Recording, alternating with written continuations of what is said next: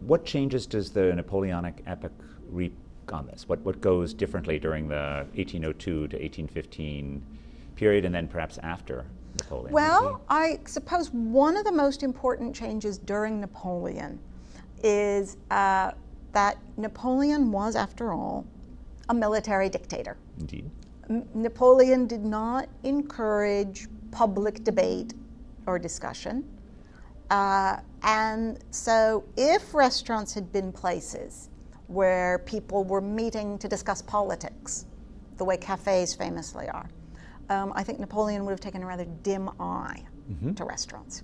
But in fact, when Napoleon comes to power after the military coup of November 1799, the Paris police issues an edict declaring freedom of pleasure. Basically, right. And what General Bonaparte says in his correspondence with the Paris police is, I don't care.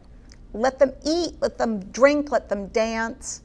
Just don't have them getting involved with politics and thinking about sort of changes in the public domain. So really the Napoleonic era is for restaurateurs a bit of a golden age, because as long as they're seen as places that are sites for private indulgence, they fit very well with the sort of letting off steam mechanisms that the regime is happy to encourage. And there's never a point, I mean, Paris is never under siege during much of the time. There's never a point in which he's trying to curtail domestic consumption to feed his army, is there? No, because the Napoleonic armies, they live off the land. Yeah, exactly. So there's no, right. None of the hardship we associate with long periods of war in terms of the home capital at all, in fact. No. I mean, I suppose the most shocking thing that happens is that Paris is occupied twice, after Napoleon's first defeat, and of course then he comes back for 100 days, and then after Waterloo. So there are influxes of German, Russian, and British soldiers who go home and say, wow, you won't believe it, but in Paris they have these things called restaurants. And so gradually, with much like the Crusaders bringing back, ideas of Levant to Europe 800 years earlier. Yes, what a nice analogy. Yes, very similar.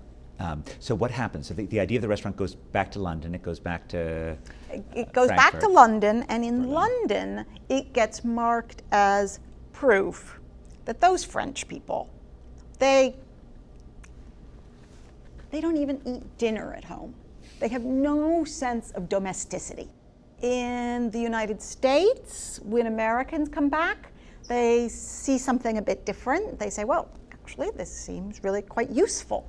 And so by the 1820s, you have restaurants in New York, Boston, that call themselves restaurant. The word is usually in italics to indicate, this isn't an American word.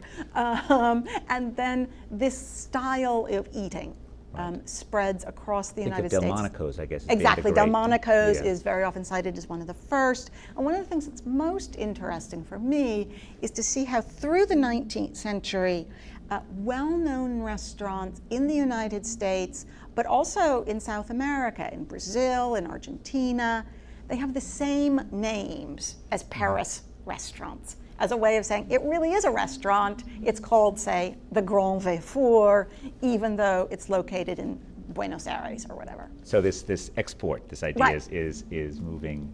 And it's moving to cities is a crucial thing to keep in mind. So how does it evolve Paris is growing enormously over the 19th century. We're moving, it's already, of course, a great city in 1789, but it's industrializing, it's changing, it's being chronicled by the Impressionists.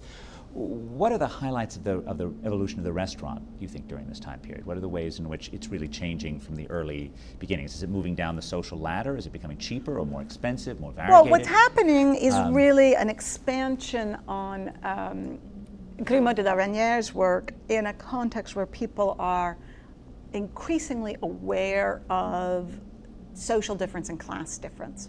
So there are lots of little guide books with titles like How Paris Eats, which will say, yes, you've got young dandies and their mistresses eating in the Café de Paris, and then you have staid old civil servants eating in this part, and then you've got working class people going for a countryside outing to this place just on the outskirts of the city. So it's really an effort to create a typology that will map social class onto eateries. Which, of course, reminds us that restaurants don't just sell food, they sell a social experience. And That's they right. sell also the ability to show off in some Yes, circumstances. very as well, much so. So mirrors are a crucial part of the decor of restaurants from the very beginning. to make sure that people see you in this elegant place. And can see themselves and being can see seen. who else is showing up with whoever they should or shouldn't be out Yes. with.